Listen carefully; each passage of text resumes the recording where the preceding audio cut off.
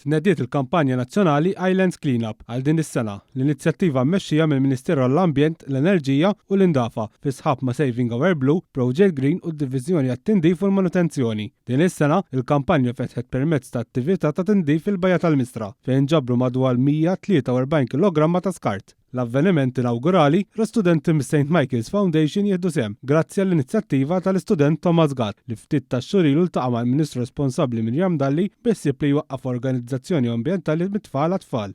But this isn't just for the animals that call it home. This is for us to enjoy the beach. I urge everyone that has the opportunity to join all cleanups and all initiatives, all environmental initiatives like this.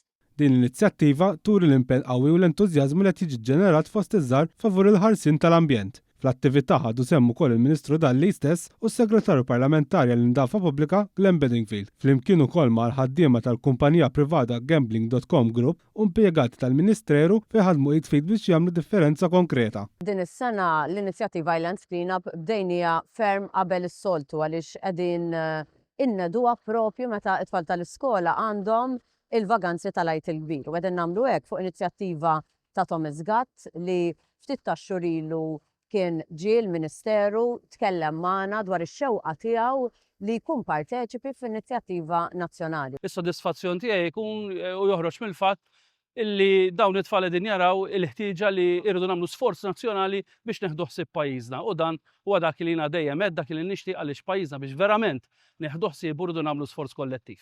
L-iskart miġbur ġie separat skont ir-regolamenti bil-materjal riċiklabbli jinbagħat biex jiġi pproċessat. Din il-kampanja miftuħa l-kumpaniji privati, skejjel, għaqdiet mhux governattivi u oħrajn fejn jistgħu jikkontribwixxu għall-ambjent aħjar.